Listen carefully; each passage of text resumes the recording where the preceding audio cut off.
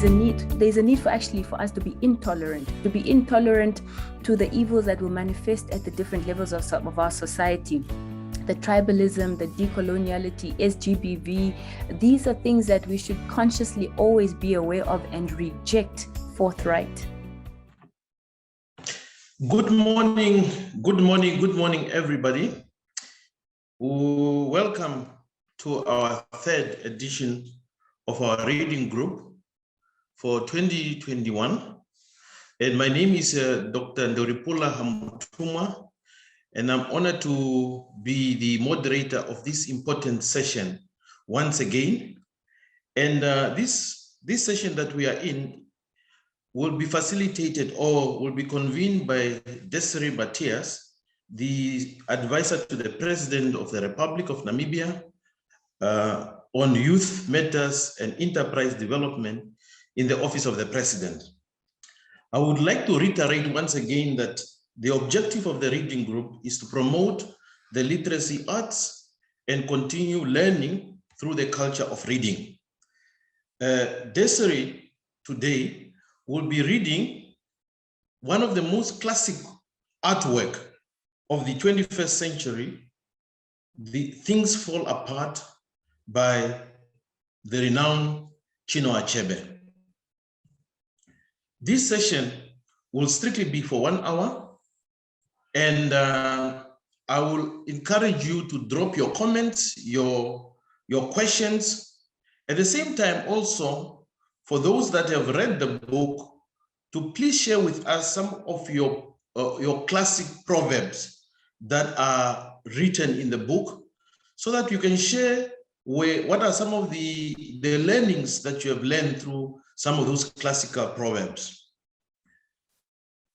I also want to encourage those that are following us to follow us on Read with Daisry on all our social platforms.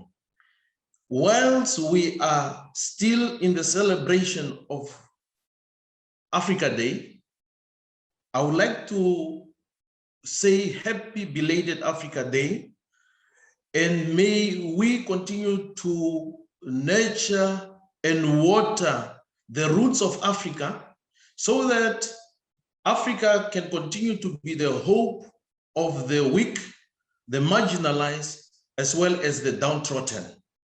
The quest for African liberation can only be achieved through this type of dialogue and this type of conversation, as well as this type of narratives. So without wasting time, I thought it was appropriate to begin our conversation by diving into the thoughts and the thinking of Thabo Mbeki, who said, and I quote, "The evolution of humanity says that Africa reaffirmed that she is continuing her rise from the ashes. Whatever the setback of the moment, nothing can stop us now. Whatever the difficulty, Africa shall always be at peace," end of quote.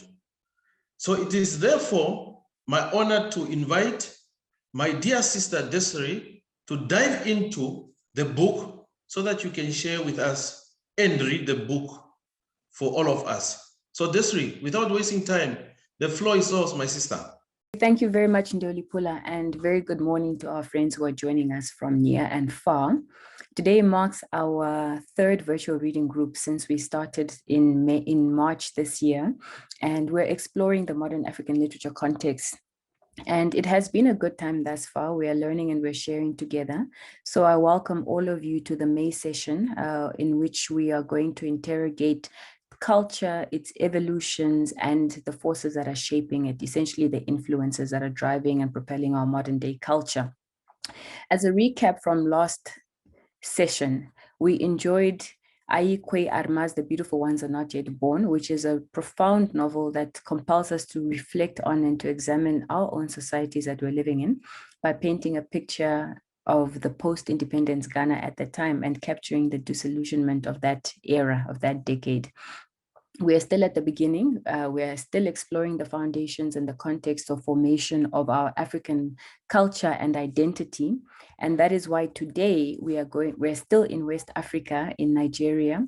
And as part of the African Writer series, we are now going to read Chinua Achebe's classic Things Fall Apart.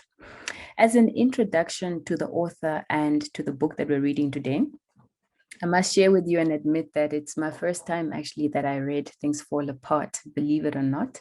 And I can only attribute this to my secondary school education, which did not cover African literature at all. I started to develop that interest as an adult myself when I realized that a lot of the literature I was consuming was outward looking in. In high school, we read a lot of English authors, the famous George Orwell, Animal Farm, and Richard Adams' Watership Down, but hardly any African literature. Even The Lion King I came to read in my adult years, and this is a very public admission, but it's never too late.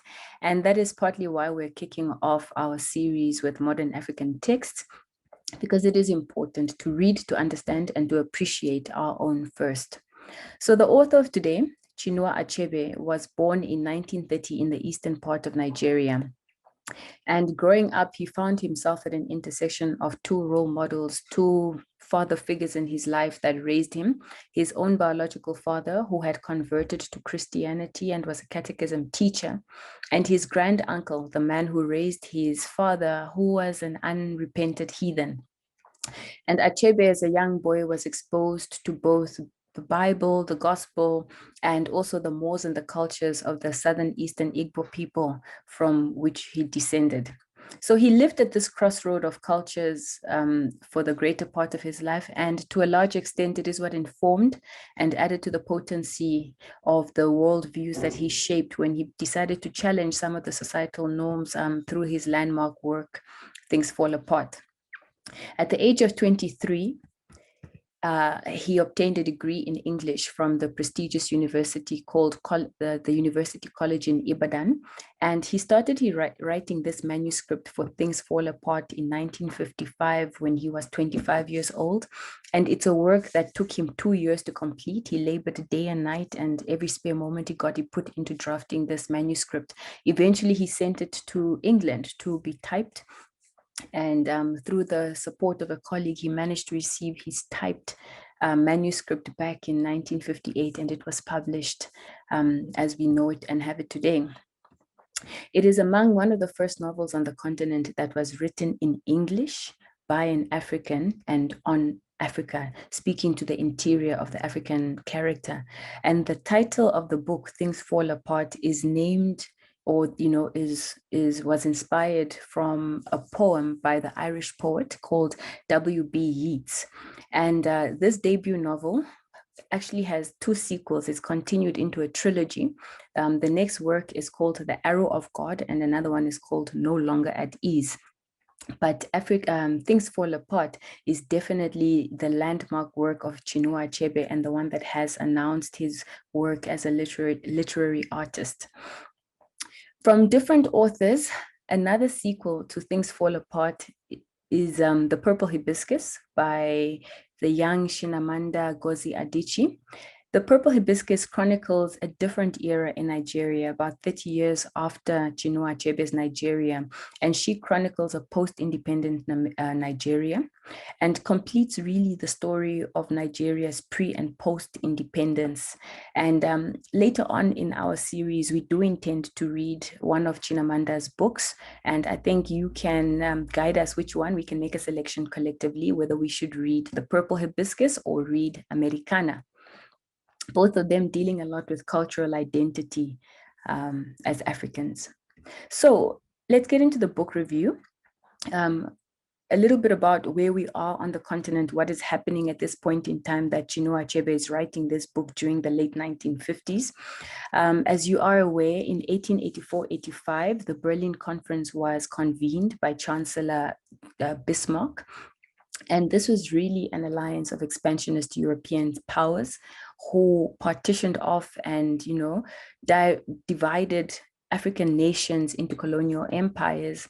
And they didn't do so necessarily by their shared cultures or their common heritage, but rather by, conquest, and they were swayed by the European flag.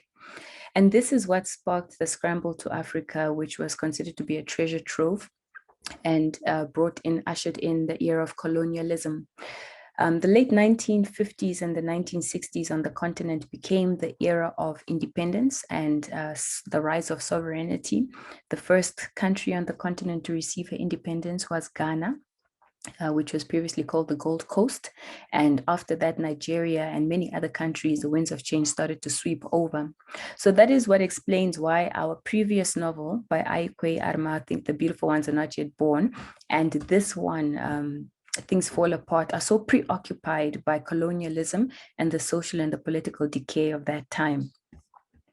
Essentially, Things Fall Apart is a book that is about transitioning from colonial to modern societal context. And the book also offers a strong rebuttal to what at the time was a very denigrating Western narrative on Africa as the dark continent. A lot of writers at the time were writing from an outside looking in perspective, and we didn't have any African writers to tell the African experience from an African perspective until Chinua Achebe and some of his preceding colleagues like Cyprien Mekwesi started to author the work. Just as our generation now in the 21st century, we are also undergoing significant paradigm shifts, and I believe a renaissance during three profound transitions that we're going through. You can call them mega trends, and they're taking place concurrently during our lifetime. The first one is the dawn of the fourth industrial revolution that is now becoming a fifth industrial revolution, the climate change crisis or phenomenon, and our transition from a pre-COVID world into a post-COVID world. Definitely life and society as we knew it before COVID will remain changed permanently. And I believe these three events alone of the 21st century will undoubtedly mark and define our socialization, our culturalization, and even our human evolution and existence. So the story or the plot of this novel, it opens with one of the most famous and perhaps celebrated paragraphs in the history of African literature, which is an epic wrestling conquest between Okonkwo and an invincible enemy known as Amalinze the cat in the southern East Igbo village of Umofia in Nigeria. In the end, of course, Okonkwo threw the cat. Okonkwo is the protagonist. He was born a few years after the 1884 Berlin Conference, and the book begins 21 years after this encounter with Amalinze the cat. So by the time the book starts, Okonkwo is now a 38-year-old married man, married to 3 wives and a father of 8 children. He's respected in his village tremendously, not only because of his age and his title, but he's also renowned and revered for his very solid personal accomplishments and achievements. He's a seasoned wrestler when he was a youth, but also in battle, he's a warrior, and he had grown to become a very wealthy farmer. So he's regarded a bit of a living legend in the clan of the 9 villages where he resides. And to prove or to attest to his bravery, he has 5 human heads that he has brought home from different conquests and that he hangs on the wall of his hut. So the clan, they venerate him and they idolize him, the 9 villages, and he's described in character to be quite a headstrong, rigid, inflexible, very short-tempered man who's uncompromising, but deliberately unaffectionate. And his character presents a very stark contrast to his patient, tolerant, conservative, and flexible libertarian society. Okonkwo's tough character was molded and influenced a lot in the place of fear. And ironically, despite the fact that he was such a brave man, he lived in fear. And that fear was because of the weakness and the failures of his father, who he was very ashamed of. His father was the root of his underlying fears, and he wanted to be nothing like his father, Unoka. Unoka was a lazy man, described to be improvident because he was unable to feed his own family to such an extent that his son had to feed his mother's house and support his father because the father was unable to do so. And he's a defining character in the life of our hero and protagonist. He represents everything that Okonkwo was not. He was an excessive drinker. He was highly indebted. He was an untitled man in the village, and he was a failed farmer. And worst of all, he was a gentleman who was a musician. He played the flute. And our protagonist resolved never to resemble any of the characteristics of his father. And he determined to raise his own son to be a strong man, a leader who could take care of his family and wives. Okonkwo vowed to be a better example. And he was determined to succeed by his own power. Another character is Ikemefuna, who is a defining personality in the tale. He came into the life of the protagonist as an atonement child. He was sacrificed by his village people as a peace offering to the tribe of Okonkwo because of murder that they had committed against the tribesmen of Omofo village. And this boy was given to Okonkwo at the age of 15, and he raised him for 3 years. And when he turned 18, unfortunately, the priestess or the oracle of the village decreed that the boy must be killed.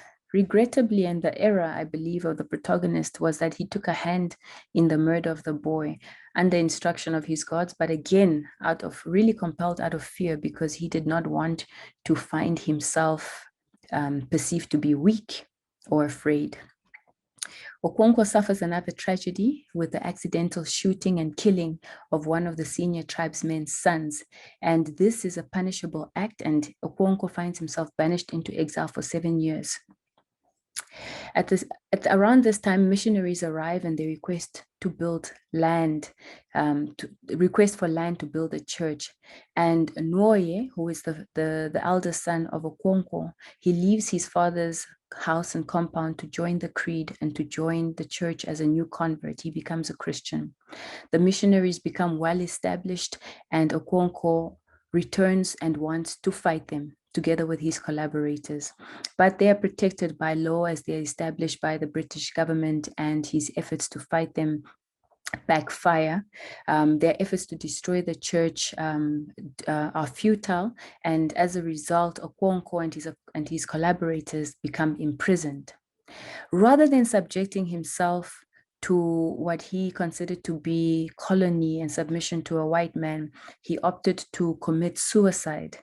And this marks really the end of Okonkwo's life and trajectory, who died an ostracized man. He died a rejected man. He died an abominable man who had committed an abominable act of suicide, and he had lost all the prestige and the reverence that the community had accorded to him in his earlier life. This book is describing a complex story about culture and the evolution of societies, and I understand now why it is considered to be timeless. It is also a very deeply spiritual book, and there's a theme of salvation throughout the book, not only the salvation of a man's soul, but by extension that of a community. In the end, Okonkwo's own efforts to save himself could not save him. He became overcome by his fears, and demonstrating really the point that salvation is personal. The book is introspective. It's a powerful expression of African culture at the time. And I like this quote that said, "It is both savage but tender. It is disillusioned but engaged. It offers a solemn yet exuberant review, a critical but wise introspection. It is deep and profound to spark national debate, and it finds resonance with generations such as ours today." I'll end my review with a quotation by Chinua Achebe himself, who said, "It is the storyteller who makes us what we are and who creates the history. The storyteller creates the memory that the survivors must have, otherwise their surviving would have no meaning." And I think this is a poignant reflection because it really underscores the imperative of telling our own stories as Africans, because at the end of the day, what is the famous proverb about lions? Until the lions have their own historians, the history of the hunt will always glorify the hunter. Thanks, Ndeulipula. Let's get into an interactive discussion now with everybody in the room. Thank you very much, Daisry, for that reflection.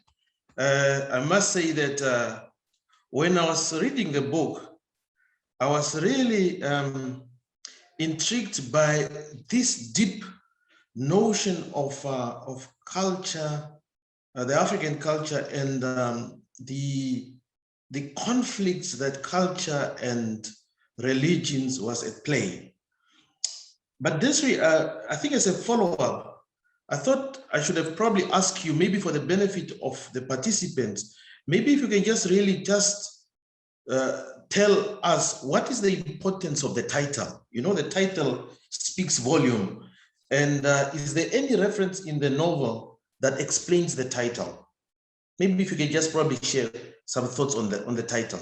The title talks about the center not holding. And when the center is not holding, things begin to fall apart. And I think it really looks at the heart of the soul of a man who is at peace with himself, is able to be at peace with the world, but a man who's in constant dispute and tension, conflict and contradiction, is unable to reconcile himself to the family, to the community, to the society and the world that he's living in. And I believe this was the struggle of Okonkwo. Things started to fall apart for him. I think there were a number of triggers. The first one that I could look at in the text would be the murder of his son, the atonement, the boy Ikemufuna. This was a turning point because after this, he seemed cursed after he killed his son. And then he just seemed to attract a spell of bad luck. He went from becoming exiled to being fined to being jailed until he eventually ended up killing himself. And he thought that working hard alone would be able to determine his destiny. But the opposite happened. He died a condemned man. He was ostracized by his community because, you know, he had done so many abominable things. Another trigger, I think, was the conversion of his son, Nwoye, which was a betrayal for him. And I think this is probably a direct parallel to the upbringing of Chinua Achebe, the author as well, who grew up diametrically opposed between the faith and the religion of his father and the pagan ancestral worship and the cultural norms and mores of his, you know, paternal lineage and his clan, his tribesmen. Of course, the final straw that ensured that everything fell apart was the arrival of the missionaries with the strong backing of the British colonial powers that made sure that the local resistance was unable to overthrow the cultural influence and the new creed that was introduced that had completely changed the lives, the norms, and the world that they lived in. And I think when this center started to lose, when it wasn't holding, that was the beginning of things falling apart in the life of the man, in the life of the community, and at the microcosm, the life of the society. Yes, I welcome any comments from the participants. For those that have read the book, as Daisry said, it's a very classic book. It's very emotional. I particularly enjoy reading the book, more specifically when one can pick up the conversation when society at the time were deeply rooted with their culture, and their culture was connected to their ancestors. So they believed that whatever they do, either plowing their field or preparing for the new season, they believed that they needed to connect or prepare the land with the spiritual connection, more specifically the ancestor. But when religion came in, or Christianity came in, those contradictions, those conflicts started to play. But perhaps maybe Daisry, while we are waiting for any comments from our colleagues that are on the platform, if you can perhaps share with us what were some of those conflicts that you were able to pick up within the plot of the book. Were you able to pick up any physical or any moral or intellectual or emotional conflicts that were presented? Were you able to pick up any? Yeah, okay, I see a hand, Ndeuli. I must disclaim that I was consciously aware of my own spirituality, and throughout reading the novel, I was managing my own conflicts as I read because of my own faith and convictions as a believer in the Lord Jesus Christ, and Pentecostal for that matter. I struggle to reconcile that notion that religion came by boat to Africa, that religion came from outside. Christianity, which is essentially the word that is used to describe those who follow Jesus Christ, Christianity essentially um, is considered to be Western, but it has a lot of references to Africa throughout the text of the Bible, from Genesis to Revelations, with references to Egypt and to Ethiopia, with the Queen of Sheba, and even the Muslims, which is a very large religious group, are Africans. So I contend with that notion, but it's in the nature of man to worship and to worship a God. So all the societies have this culture of worship and ancestral worship and superstition. And I believe that our forefathers meant well, but all they knew at the time was cultural norms and beliefs and the worship of pagan gods for life and health and protection, which resulted in ritual sacrifices. If you observe in the book, lots of ordinances to observe ancestral worship, idolatry, and this really ushered in generational witchcraft. It's notable that the greatest revival on the continent right now is coming out of the bosom of Nigeria, which this book was authored. Africa is politically emancipated, but I believe the next revolution that is taking place, it's not only about economic emancipation, but it's about the real liberation struggle is a spiritual revolution. And I believe that there will be a generation of Africans that's prepared to build on those foundations and pay the price and have the opportunity to walk on this territory, this continent that is free from witchcrafts. Another conflict that I struggle to reconcile in the book is the very obvious gender roles and gender-based violence. It's a very violent, there's a lot of violence in the book, from the wrestling to the conquest to the bloodshed to the shootings and the killings and the machetes, and also to Okonko beating up his wives constantly.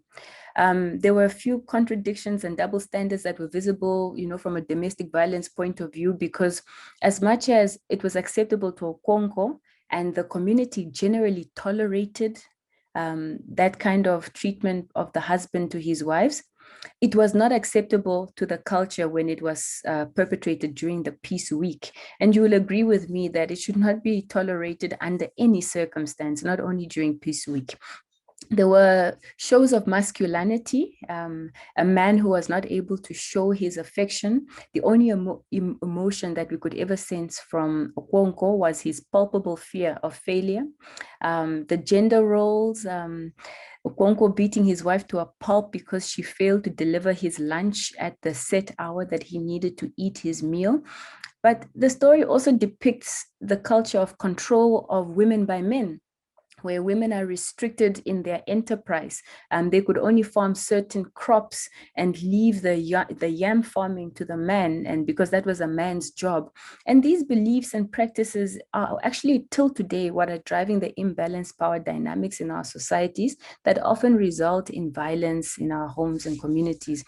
Oftentimes, people don't understand how their individual actions are part of the bigger problematic culture, and just how our silence and tolerance can be complicit and enable such abusive cultures to be normalized. So those were some of the conflicts in Ndeulipula as I was reading the book that I was actively and constantly managing.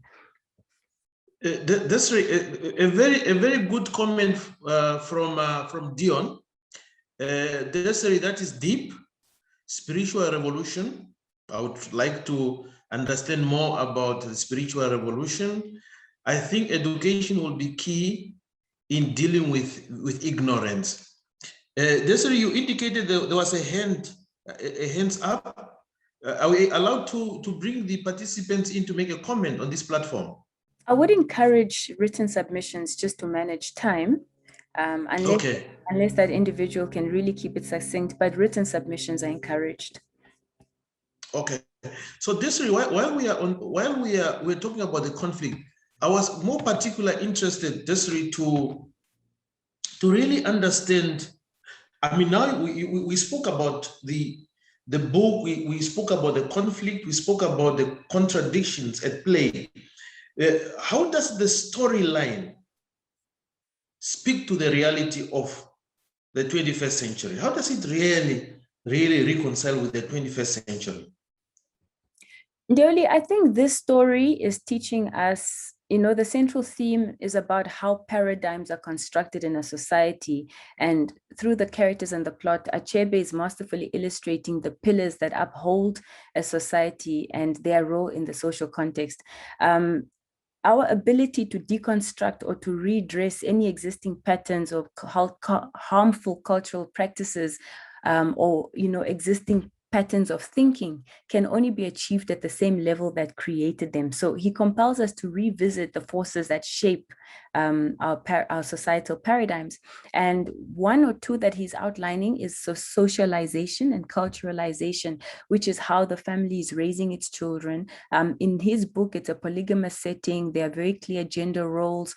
But in Namibia, the core is the family unit is the core unit of society. And the home environment we are aware of is becoming more and more degenerated because of external influences, such as the economic conditions and poverty that are applying pressure to the family unit. He also outlines the role of faith, religion, and the role of the church in the construct of a society, which is the conscience of the society, an institution that instills principles, values, and the moral ethical behavior. He outlines the role of the relational constellations, the role models that we keep in the community. In his book, it's about the tribal chiefs, it's about titles, it's about conquest, it's about leadership and authority of the fatherhead. But also in the marketplace, it's about shaping the perceptions of, who we resemble and who we assemble with. Then it's, I think, also about the education system. In this case, it's a very subsistence education system at a household level because of the primitive setting of the country at the time. But the education system really determines the knowledge and what the individuals are exposed to in those institutions. So in the 21st century, I think with the arrival of the missionaries, you see it playing out in our context differently, but it speaks to the reality of who owns the forces of production. Those who have access to the sophisticated things like education, medicine, cars, they are still the ones who bear the greatest influence on communities and society, and they have the power to attract, to lure, and even to attract people to abandon their set beliefs, values, and cultures. There's another point that I would like to make briefly on social cohesion, which is really just that in the Namibian context, we are always mindful that we're deeply rooted in systemic exclusion, racism, exploitation, oppression, and dispossession. And because of this post-conflict society, we are still a people who are healing and restoring those fractures. So there's a need for tolerance. There's a need for us to be intolerant to the evils that will manifest at the different levels of our society. The tribalism, the decoloniality, SGBV, these are things that we should consciously always be aware of and reject forthright. Thank you, Daisry. Daisry, one of the things that I wanted to pick your mind while really diving into the issues is that we are aware that society is ever changing.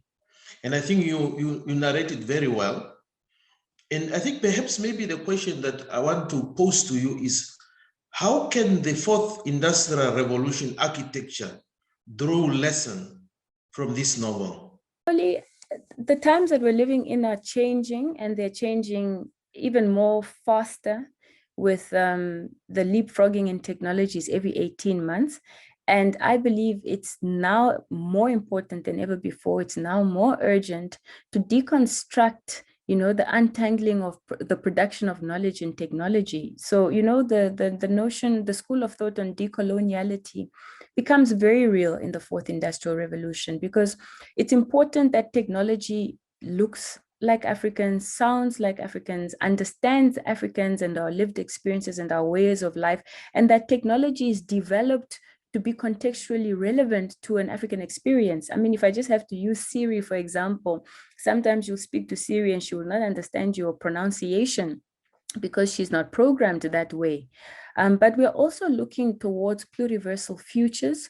Our cultures are not being absorbed, I believe, into technology at the rate that they should be. And the Internet of Things is evolving so quickly that it will become, if we do not mainstream and integrate some of our cultural tenets into technology, we can be oppressed, because we as African states are highly exposed to technology. We are the users and the consumers and the purchasers of technology, but we're not the developers of the technology. We don't own the technology. And we have to absorb technology, but we also have to absorb it on our own terms, I believe. If not, it can become an instrument of cultural oppression to subdue. I believe, and I'm becoming increasingly a proponent of futurism. And I think that one way to achieving this is to create, even within our corporate governance structures, and even in our political frameworks, we need to create the space for futurists, people who are professionally appointed to anticipate the next wave of the future, forward-looking. I think this is some of the ways that we are able to integrate culture into the ever-evolving technological front. So Daisry, I think this is really where I want to put you on the spot. Now, having read the book, the three themes of the book, having understood the plot, having understood the characters in the book, I think the fundamental question is then, what is the moral of the story? And how can the Namibian youth learn one or two experiences from the novel? Yes, thanks for putting me on the spot, Ndeulipula. Look, it's a profound novel. I think there's a lot to draw and to tap from and to reflect on in Chinua's writings. And I think it's poignant that we do this reflection after just having commemorated Africa Day, because this landmark novel was really celebrated for challenging, at the time, a very negative Western-driven narrative that was outside looking into Africa and her people. And we saw it playing out early in 2020 during the initial months of the outbreak of the pandemic, where global media houses really projected and expected the worst case scenario for Africa and her people. You know, there were so many projections of body bags and how underprepared African governments and leaders are, how incapacitated the continent is to deal with, you know, a catastrophe of such global proportions. And thankfully, these expectations were disappointed. Thankfully, the disaster did not unfold at the expected proportions. In fact, the opposite is true, that Africa did better than even some of the more developed continents. I think that this book, at the heart of it, is about ethical moral leadership in the 21st century in Ndeulipula. I think it's important for us to pause and reflect on the degeneration of decorum, but also on the role of public leaders, political leaders, lawmakers in the 21st century on the African continent. Look, you know, there's this tension between secularism and religion in a secular state.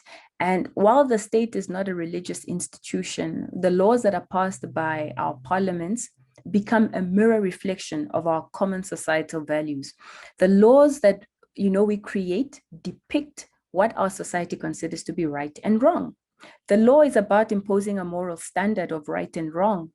Politicians are expected and supposed to be the moral gatekeepers of a society, and fundamentally, beyond the power to determine who gets what and when, politics is about ethics and morality. And I think that is what is at the heart of this book, is ethics and morality. So leaders, policymakers, lawmakers are elected by the sovereigns as representative, and they become a mirror reflection of our collective standard and they should represent the best of us. I'm a proponent of regulatory standards for politics as a career, ensuring that the requisite levels of professionalism, moral authority, and competency are entrenched, which are so critical to discharging this important mandate that defines the destiny of nations. I think if we can prescribe standards to engineers, accountants, lawyers, doctors, and even teachers nowadays, there's a need to do the same for this honorable profession. So to me, the lesson from Things Fall Apart is very simple. It's about representing the best of ourselves and reminding the younger generation of Namibians that we must at all times remain Afro-optimists. We must be wary of and we must challenge the narratives that want to paint Africa and her leadership as Black, as corrupt, power-hungry, and incompetent. That is not the standard, and that is not universally true. We must become comfortable with factoring in failure into the stories of leadership and success, something that Ikonkwo struggled with significantly. His character could not reconcile that. But we should also acknowledge and accept the leadership failures because they teach us the lessons and they humble us. So as young people, I think it's about falling forward. It's about failing while we're trying. It's about failing with a growth mindset. That means that we're still growing as we continue the hard work of nation building and engendering really a true and a sustained African renaissance, as you earlier spoke in the words of Thabo Mbeki. I believe that's the moral of the story in Ndeulipula. Thank you very much, Esther, for that proverb. I equally found that proverb very, very intrigued. It's in chapter 1, and Esther just quoted very well. If a child washes his hands, he could eat with the kings. And I'm sure we are able to read what Esther just alluded there on that profound quote. I think one of the things that are very profound is, I think this conversation is taking place when I'm humbled to note that we have one of our young ambassador in Senegal, Elvis Shueda, is also on the line. Elvis, you are most welcome. We are just really focusing on some of the literature in West Africa, and I believe that with your posting there, one will be able to come back and enrich our mind with some of the great work that has been written from that part of the world. And I think one of the things that I wanted to state is that we have really had what Daisry have said, and I think there were a lot of learnings, and the foundation was created by really understanding some of the great work that Chinua Achebe has written in Things Fall Apart. I personally felt that Daisy's reading was very fulfilling. It was very rewarding, very depth, very, very rich with content, with substance. Intellectual parameter were extended, the knowledge frontier was extended. And I think this is really the purpose of this group. And I just want to thank Daisry for coming through and for bringing us context on the plot and the moral of the story. I would like to inform the participant that our next session will be on the 26th of June, and it will be at the same time, same place. And what will be more important is that we will be reading the Honorable Body by Tsitsi Dangarengba from Zimbabwe. My apology for the pronunciation. The good part is that Tsitsi will also be part of the platform, so we will be able to hear from the author himself, and we'll be able to interrogate some of his teaching. I also believe that there are some of the books that are being proposed now on the platform, and we'll definitely see to it that all these books are discussed. Daisry, I can just thank you for making time to read this book for us. I had the opportunity to read the book when I was in high school, but one thing for sure is that as we grow, new experience, new knowledge, we are able to put different lenses to the context and to the literature that are displayed in front of us. Having said that, I just want to leave you with a quote by Chinua Achebe. And I think this is really in line with what Daisry was talking about, that more than ever, we are called to provide leadership. And leadership, we are talking about leadership that is of utmost discipline, leaders that are of high moral stamina, and leaders that are able to display a level of integrity. So Chinua Achebe conclude our discussion by saying that, and I quote again, "One of the truest tests of integrity is its blunt refusal to be compromised." End of the quote. Colleagues, we come to the end of our discussion. Once again, let me thank my dear sister Daisry for reading the book for us, and I look forward to our next session. I'm so excited because the next book will just take this conversation to the next level. Once again, goodbye. God bless our beautiful continent. God bless Namibia. Thank you.